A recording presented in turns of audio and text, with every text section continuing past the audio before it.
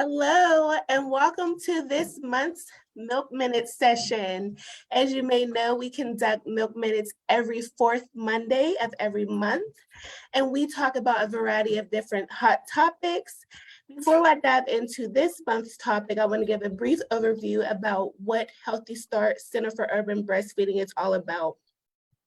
The CUB is the Healthy Starts initiative to increase breastfeeding rates among Black families in Allegheny County, where our Milk Minutes is geared to help educate the community about any hot topics, education, and provide insight to what's going on in the month. You do not have to be enrolled in our program to join our Milk Minutes. This is for the community, so tell a friend and tell a friend. Share our page. And this month, we are going to be talking about Mindful Mom to help navigate through postpartum depression. We have our guest, Valerie. I'm going to let her introduce herself. Hello, everybody. Hello, it's good to be here, good to be seen. My name is Valerie Drowell. I'm the inventor of the My Bonky nursing blanket. And it is so good to be here with you all. It's a nursing blanket that allows nursing moms to nurse outside the home with safety, privacy, and comfort. And it's great to collaborate with you. We're glad to have you. So I know last month we talked about having breastfeeding out in the public and how people felt about that. So I think that's really amazing that, this month you're the inventor of the breastfeeding Bonky. So that's really great. Yeah. Yes, thank you. So we're going to be talking about the Mindful Mommy this month, and this is just navigating through postpartum, how to know the signs of that, like when you're feeling down, letting it be known that it's okay to not be okay. We can help you. You always have support. There's always a listening ear, even if you don't know at that time. You can reach out to us, anybody, to help you navigate through that. So what do you think, Valerie, when you hear of self-care? What comes to your mind first? Self-care, with me, it's being active in protecting your own well-being, your happiness. It's a practice. It's not something just to do one time here and there, but it's a practice. It's something that you want to be consistent with, and an action to preserve and improve you. It's self-care means it's emotional, it's physical, it's mental, and it's spiritual. So it's all about caring for you. And everything about you. Sometimes we have to let people know that, politely let them know, hold on 1 minute so that I can take care of me. And there's nothing wrong with that. I don't think there's anything wrong with that. I agree. I think that is very important that you said that it's a practice. It's not something that you just do one time and it's all encompassing. So it's okay to just say, no, that not this week. I'm not going to go out with my friends. I'm not going to go there. I'm not going to go there. I just want to chill out. And that could just be sitting on the couch watching Netflix, binge watching, sitting in a bath and soaking with a glass of wine. Anything that is just revamping yourself, making sure that you feel good. So I think that's really important. It can be anything. It doesn't just have to be one particular thing. And you don't have to spend like a whole bunch of money to do it. People think sometimes self-care means have to go to the spa, get a facial, get my nails and toes done. I mean, of course, that's nice too, but it doesn't always have to be that. It can be other things, just simply being in your own solitude and being comfortable with that. Yes, I agree. So when you think of like postpartum or becoming sad and depressed because you're not taking that time to take care of yourself, what do you think are the first signs that radiate? What are the first signs that you see in people or that you've seen in yourself that you're becoming a little bit sad or depressed? Withdrawal, I believe, withdrawal from the normal, withdrawing from activities that you may normally do, a sadness, it's kind of like a heightened sadness. It's not just a mediocre sadness, but it's like a heightened sadness. And we're containers. We can only, we can only contain so much. And every once in a while, we kind of have to pour out. We have to allow something to be removed, talk to somebody, or be around somebody, hang around people that celebrate you, not people that just tolerate you. I think that's important. Sadness is something that, just like laughter is contagious, sadness can be contagious also. And sometimes people that care about you in a safe environment, in an environment that people are concerned about you, they'll notice that. They'll pick up on that. And they may, try to come and cheer you up, or, hey, let's do this, let's do that. You okay? Or even just talk. Just talk. Ask you, hey, are you okay? And I think reaching out is key, especially if you notice that or see that in somebody. And, it could affect so many things because we're women, because we're females. It could affect so many different things and just knock us off. I mean, your sleep, your eating habits, the way you dress, your appearance. So a lot of those things may come gradually, but when you notice those different things, I think it's important, by being around people that celebrate you, not people that tolerate you. A friend could pull you to the side, or, hey, you want to do this, you want to do that. In noticing that, and you yourself, I think knowing that you're valuable, knowing your worth, that there's no price that could be put on you yourself, because you're priceless. Knowing that about yourself, knowing how valuable you are, knowing all the different things about yourself that are great, and that you have greatness within you, is important too. So that esteem and building yourself up. And sometimes you have to talk to yourself. Sometimes you have to get in the mirror and say in the morning, say, good morning, gorgeous. I like Mary J. Blige. I really do. Good morning, gorgeous. Sometimes you have to just, dance, do something that's going to encourage you about yourself. Look at some photographs when you were in having a good time, or to reflect that and to deflect that, not reflect, but to deflect that sadness. So I know I answered like maybe 2 different questions, because that sadness can bring about the way it can be shown and seen is, lack of sleep, not eating, withdrawing, not going outside, anxiety. Those are different things, that triggers that you can even see, people can see visually. But sometimes there's a sadness that's inner too. And that's not easy to be detected. And you can tell with people's communication, how they communicate, if they are engaging in communication. So there's a lot of factors about, detecting that. There's a lot of factors. Definitely. And like you said, sadness is contagious just as well as laughing and happiness. Have you ever been somewhere and you like walk into a room and somebody's like, they just got in an argument, or you can tell they're sad, and it's just like that weird energy in a room. It's like a black cloud. You're like, good grief, I can feel it like as soon as I walk in there. So it can rub off, and then you walk out and you're feeling like, oh, now, like I was having a good day, now I'm feeling sad, and I don't know what's going on. It's just that energy radiating off of somebody else. So, just try to keep your own energy up. And you also touch base on some of the techniques to help prevent that. Looking at old pictures of yourself, scrolling through your phone to see how you were 6 months ago, a year ago, that can remind you like, oh, I was that, like I still got it inside of me. It might just take a little bit to get back there, but that hot person, that person that was feeling good is still there. So just because you have a little bit of body change, or you feel a little bit isolated because your friends aren't calling you to be like, come out and get a drink, come out and go here with me, because you're in a new journey of your life. So sometimes you feel forgotten about, but you can just remind yourself, like, I'm still that. I mean, I can still do it. You can go out and have a good time, go to dinner, and just still enjoy different things. Take a walk. So that's really good.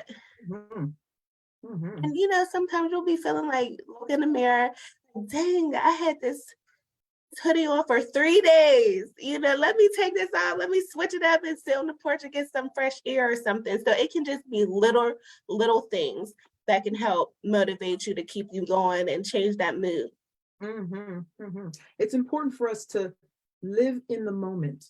The moment. Don't think about, well, I'm here, but I'm going to this and I'm going to that. And well, it'll be this, it'll be that. Live right where you are, right where you are. See the joy, see the greatness, see the value right where you are. There are women in this world that they can't have children. So could you imagine how that feels? They're not able to do what it is that you are doing naturally, easily. There are women that have done several different things and they cannot do what it is that you're doing naturally, that you're able to do. So sometimes it's even good to go help somebody else, go and deal with or talk with or just help somebody else. And a lot of times we might see that, wow, I thought I was bad. This person has this going on, that this person has that going on, that's going on with them. And not to say that it's going to make you feel better because someone else is having situations, but it will let you know that I'm not that bad off. I'm Yeah, not. like it could be so much worse. Right. It could be much, much worse. So I think, reaching out to help somebody else, I think that's a help to not only you, but them too. Definitely. And I think it's important to remember that you're going to feel overwhelmed or tired. You're going to have those moments when you're like super excited. You're like, or you're just sitting there like, oh my God, like, is my baby okay? Is everything okay? It's normal to have some sort of anxiety, especially if you're a first time mom. So I don't want to like make it seem as though you're not supposed to have those feelings at all, because having a baby is life changing.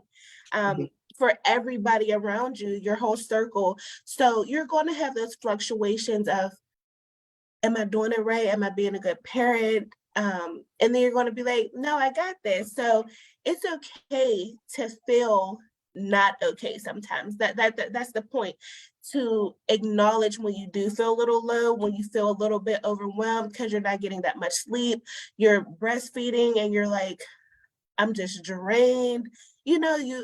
It's okay. So once you have those feelings and you acknowledge it, that's whenever you're able to really utilize the tools or the techniques to just, let me take a hot bath, let me take a moment to myself, let dad, or if you don't have dad, your support person, your partner, let them take care of the baby for that moment. I just need a break. There was plenty of times that like my friend, she was a first time mom, but she was a little bit younger, and she would just sit in her car. Like she'll have the baby in the house with her mom, and she was just like, I just need a break. I'm just going to sit in the car, listen to music. And that was her form of self-care. And that made her feel good. So it doesn't have to be anything extravagant. It can just, let me take a moment to like ease my mind and breathe. Change of environment. Mm-hmm. I totally agree. A change of environment, and it didn't cost her anything. It didn't cost her anything. There was somebody that was supporting her there to take care of her child, and she was just able to step out of that environment for a moment, breathe, do whatever she wanted to do, whether she wanted to, hey, I want to sip on an apple juice, or I just want to listen to music, like you said. But it was changing that environment to regain, reset, recalculate herself. So I definitely agree with that. Definitely. And having a baby doesn't have to stop your life. I think sometimes people get a little bit depressed about that. They think, oh, my whole world is going to be changing. I'm not going to be able to do this. I'm not going to be able to do that. But it doesn't have to stop your life. It doesn't have to stop your enjoyment.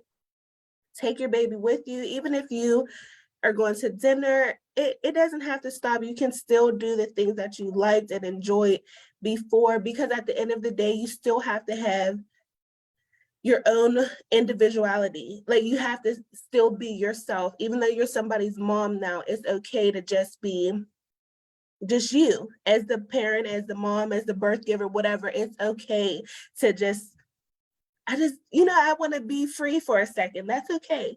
So I don't want people to feel as though their life is going to stop or they're doing something wrong. We all have those moments. We all have to go through this life-changing experience, God willingly. So there's always someone there to talk to, even if you have to call into the cub. True, true. It's important for them for you always be you.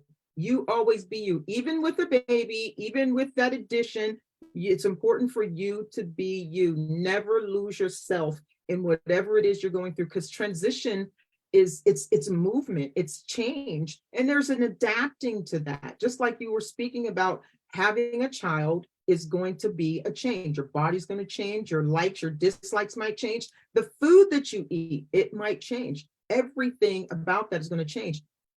I try to look at the greatness of it. I mean, having a child is something that everybody can't do, but there's a greatness in it, and you bring another life into this world.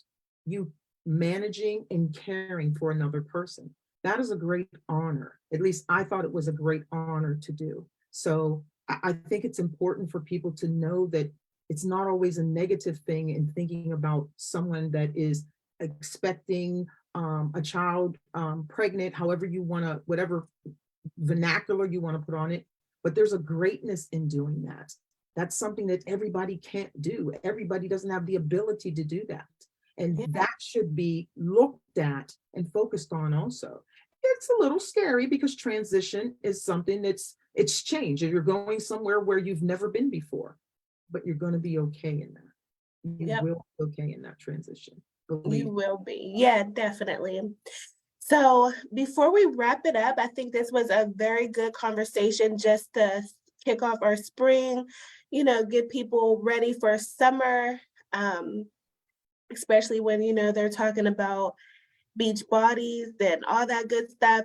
So what is your last takeaway, words of affirmation or just encouraging words that you would like to share with new moms or just moms that have a little bit more experience but are still going through that sadness or depression or questioning themselves? Do you have any encouraging words for them to let them know that it's okay?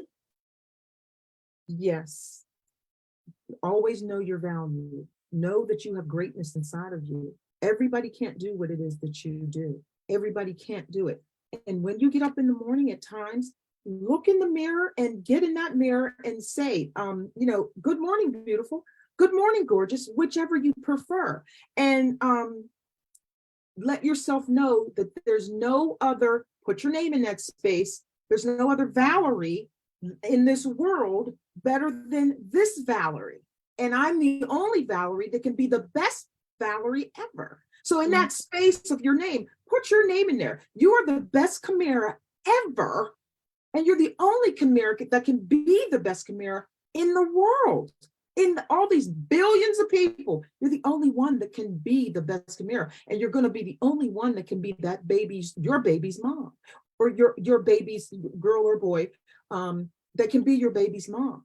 So just always know that your value, you have to know your value and your worth. You have to know that you are valuable, that you are, there's no costs to put on you or on your life, that you are bringing something into this world that has no value on it, that your quality, your worth, and your worth respect. You have an unusual value that you will be better. You will be better through what you're learning and what you're seeing and what you're going through. You'll be able to teach and help and show somebody else too.